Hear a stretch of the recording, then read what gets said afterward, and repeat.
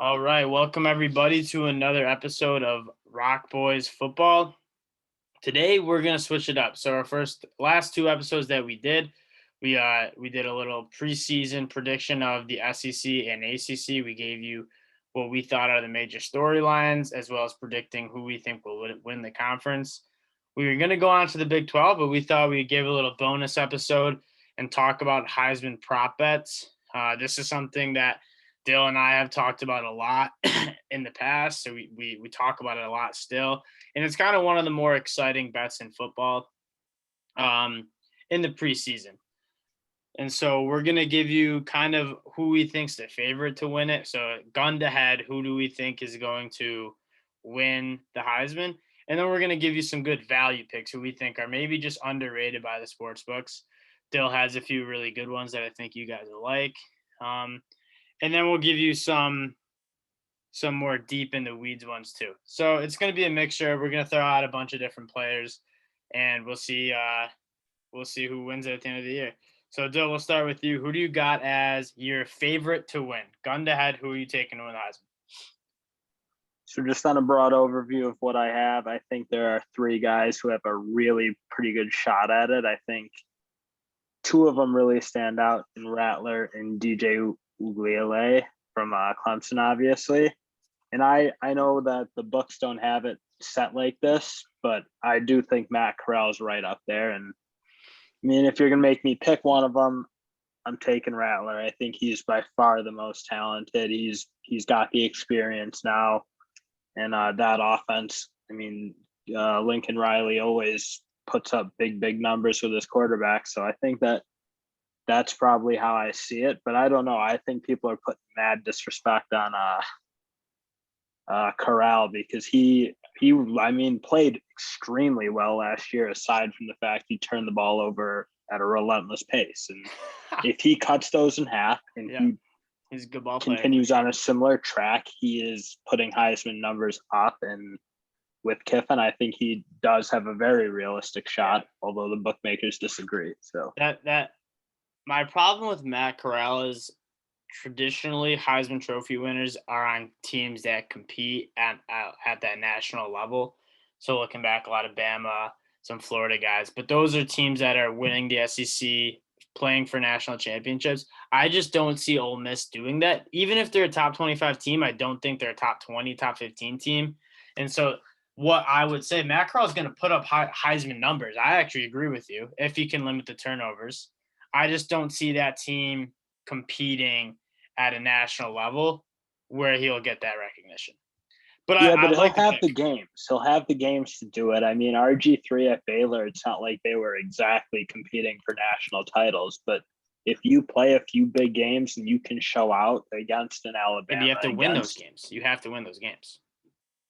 I mean, if he can steal one and they go 9-3 or so, he's got a real shot because his numbers are going to be. RG3 is the only one that I could think of that was on a team that wasn't necessarily. I mean, that Baylor team, I think you're right, went like 9-3. Wasn't like a spectacular team, but he won the Heisman because he just put up dummy numbers. And so, I don't think it's a bad pick. And he will have the games because he is going to have the Johnny Manziel. I think also falls in that category where Texas A&M is not a Alabama program, but if you can put the numbers up against the Alabamas, against the Georgias, I think you can make a run at it. And I just think the books are wildly low on them, and I think there's a shot there to possibly just make a value pick. Because those other two, the books, like very obviously those two are in a great spot. DJ has great weapons. Rattler is wildly talented, and in the Big 12. But the books have them. The books have them value there. Yeah, no, I agree. Yeah, but still, gun to head, I'm taking Rattler. And I think also kind of for what you said, the Big 12, you're putting up dummy numbers every week. Rattler's got a good committee around him. Obviously, Marvin Mims is a stud. I think he's one of the best wide receivers in the league this year or in the country. And then you got Brooks and Eric Gray, who are also some really good running backs in the backfield. So that offense is going to cook. Rattler's going to put up numbers. And I think he'll win it gun to head. But we'll move on to who are some value picks. So I don't know if I'm going to put my money on Rattler at 6-1. I think or plus 600, plus 550. I think DraftKings has him. I don't think I'm putting my money behind that just because I don't think I'm getting those odds. I like Breece Hall, and I'll tell you why I like Breece Hall. I think that this Iowa State team is, and by the way, Breece Hall is plus 4,000 depending on what book you're looking at. And the reason I like Breece Hall is this Iowa State team is going to be good. The offense is going to be good, and it's going to go through Breece Hall. So he's plus 5,000, but looking at his stats last year, I think he had just roughly in 2020, he had 279 attempts for 1,500 yards. He had a 5.6 average, and the running back who was taking carries away from him, not that he can get many more carries than that, but the running back who was taking carries from him got drafted to the NFL. And so this backfield's all his. I think Iowa State's going to compete for a Big 12 title. I don't necessarily have them knocking off Oklahoma, but that's easily, in my mind, the second best team in the Big 12. And Breece Hall is a special running back. He's very, very good running back. And again, those Big 12 games, you can put up Big 10 numbers. I feel like he lacks the flair, though. Like, I think of Heisman running backs, I think Reggie Bush and guys who could do things that were like, wow, that's different. Like, Breece Hall's super solid. I'll give him that, but I don't feel like he's got the big home run hitting that's fair. ability that the traditional running back. I mean, granted, Mark Ingram, I wouldn't exactly put in that category, but like Trent Richardson, I think was more of a home run guy, and they did some things that were just unreal. I don't know that Breece Hall's got that in them, and again, Iowa State, like they're up and coming, but I don't know that they get the respect or the have the clout that some of these big schools have when the Heisman voters are choosing. So I do think he's a very solid player, but I don't know. There's just something not there that the Heisman guys do that he doesn't have it.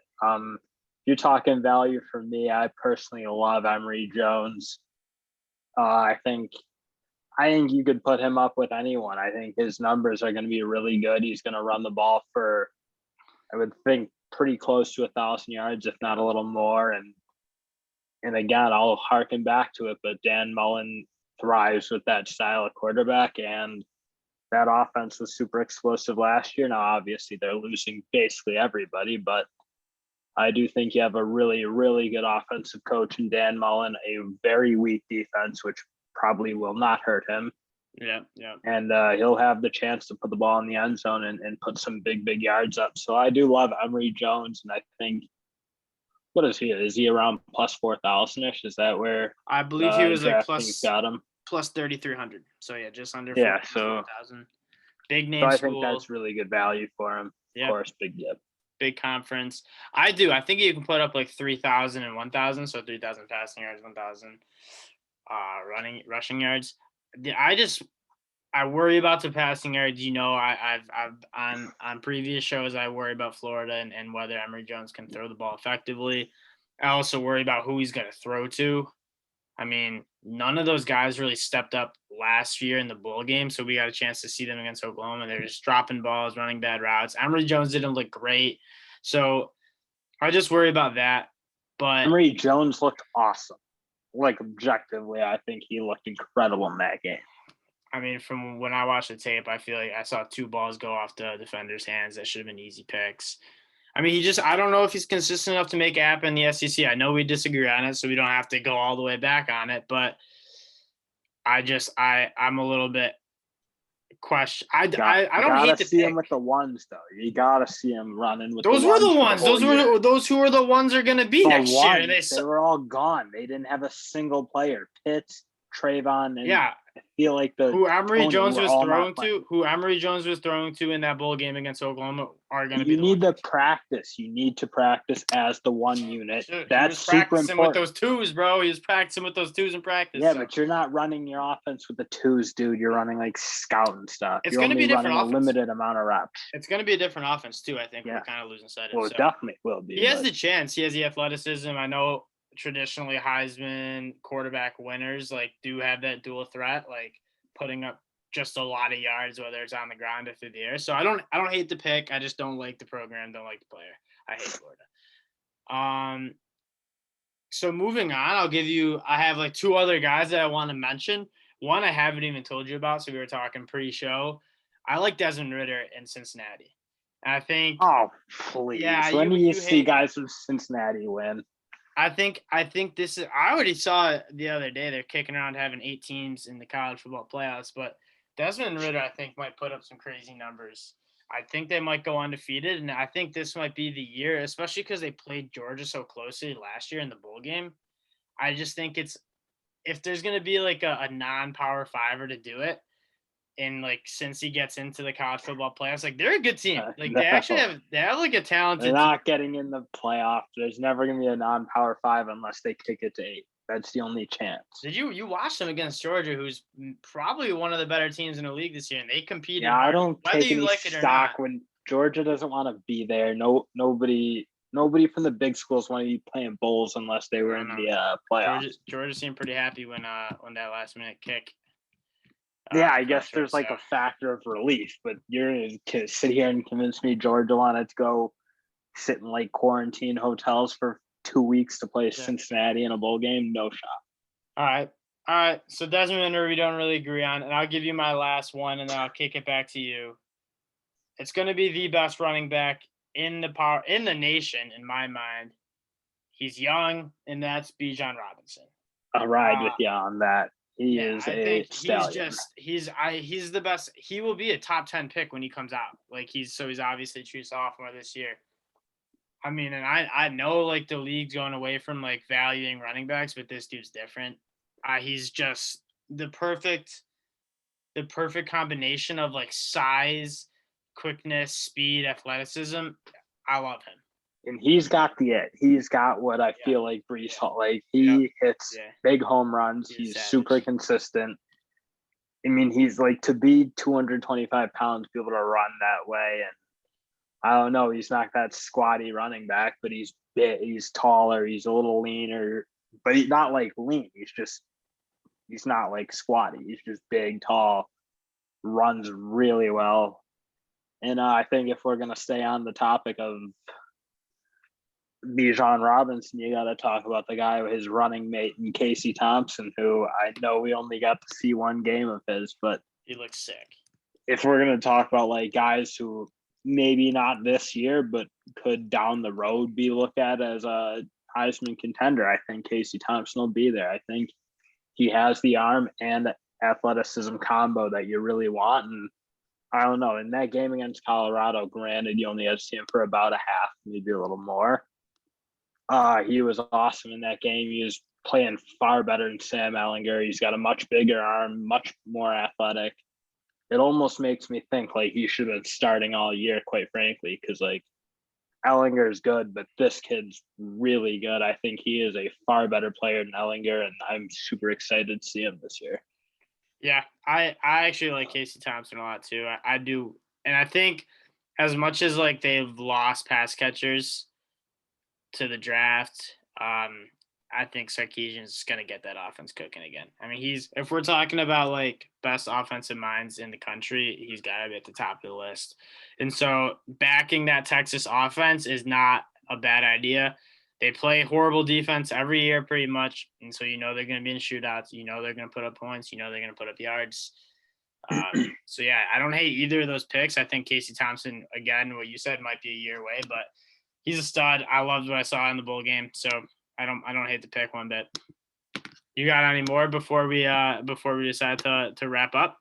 Yeah, and I'm thinking like we're neglecting the Big Ten and Pac-12, but God, I don't know who you're gonna pick. Like for the Big Ten, the only feasible player seems like with any true chance might be whoever ends up starting for Ohio State, but then you're gonna have to pick a guy you haven't seen play a snap. So I'm not even 100% sure who it's gonna end up being. I don't know if you have an opinion on that situation, but yeah, no, I wouldn't either. I think that offense will be too balanced. I like it because they'll be winning by so much. They'll be running the ball. I don't think that. So it'll be C.J. Stroud. I'm guessing, and he's actually like plus 1,200. He's the fifth. He's above Sam Howell in the Heisman odds. Yeah. So it's like they're compensating for him, and I don't even think they should be because one, we haven't seen him. Two, yes, that offense is going to be sick. He obviously has Olave and Garrett Wilson to throw to. But, I mean, when you're hanging like 60 on Rutgers, like you're running the ball the second half. Like you're just not able to put up those yards, get those points. And so the stats just won't be there. I'll give you one in the Big Ten that I think is overlooked. If we're talking about value, Michael Penix, the quarterback from Indiana. And we talk about like that it factor. Like for one, something special brewing in Bloomington, Indiana with Tom Allen.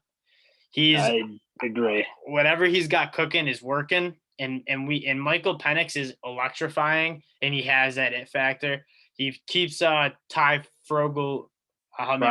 He's excellent. Frogel, who's really big good. Fan of him. Think he's far better than the kid who just got drafted there. So.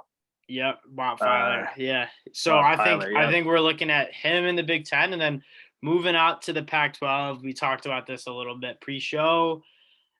There's not really anybody who jumps out at me. Are you gonna make the pick or not? So I'm gonna make it for the viewers at home. Kayvon Thibodeaux. Oh, I mean that's just stupid, but like whatever. He's the number one pick next year. Yeah, I think that's like a consensus. I just don't see how he's not. He's the best player in college football, and very well in a full Pac-12 season. I mean, he's going to put up double. Yeah, but teams aren't going to even throw. Like, they're going to sprint him out away from there. He's not, like, going to be allowed to be in the game. I think it's going to look like how Clowney made teams look. They just didn't do anything in his vicinity. So he had no shot to be impactful. So, yeah, no, I agree. Thibodeau's that good. Like, teams are going to change their offense to deal with him because you have to. And you just won't have the stats. He's incredible. Yeah, no, that makes a lot of sense. The only kid I think might have a shot out of the Pac-12 is probably Jayden Daniels. I mean, I don't like it at all. I think there's realistic, but like he was really good as a freshman. I think he seemed like he took a little bit of a step back last year, and that's tough. Like the COVID year, I think. Yeah. God, who knows what was going on last year? And it's so hard to judge Pac-12 and Big Ten football. I think just because there was no real season, so there's no rhythm, but. I mean, if I'm going to give a guy a shot, I do think Herm Edwards is pushing that program in the right direction. I think he sure is. In a weak Pac-12, they'll have a shot to be very competitive. And if he kind of takes a step from where he was as a freshman, he very well could be in the conversation, although I really wouldn't have any interest in putting a flyer on him. I think he got much better value with some of the other guys we mentioned. Yeah, no, the Pac-12 is too much of a shit show. They just are. There's no team I love in the Pac-12. I mean, you look at Oregon, you look at Arizona State, you look at USC. I'm not backing, putting any of my money behind any of them.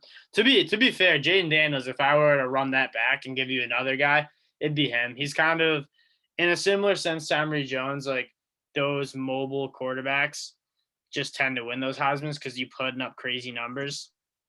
The Pac-12 notoriously bad defense too.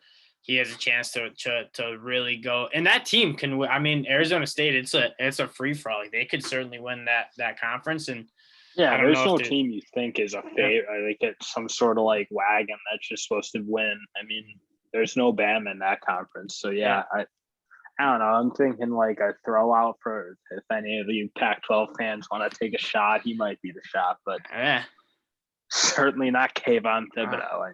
And when you see a defensive player win, unless it's Charles Woodson returning punts and taking picks back. Yeah. Just like you need to do something so unreal. The only guy you did mention is Ndamukong Suh, and he gave it a little bit of a run that year. So. Yeah, he was down. But I think it's much harder to avoid a really good defensive tackle than it is to you can kind of scheme around it. You can take defensive ends out of the game if you really want to. So I agree. I don't see great option, but I don't see any good options in the Pac-12, so I don't hate you saying it. Yeah. All right. Well, that'll do it. We gave you some of what we thought were the best values and kind of the gun to head winners. So in the comments, we're wondering like who you guys got, whether he's on your favorite team or somebody we just kind of overlooked or didn't mention or who we're sleeping on. Let us know. Like and subscribe to the channel. We appreciate all the viewership. This has been we weren't really sure what to expect, but you guys have been really active with the videos, and we appreciate that, and look forward to hearing from you guys in the comments on your Heisman Trophy predictions. So we'll be back later this week with the preview of the Big 12, and we'll talk to you guys then. Peace. Shout out.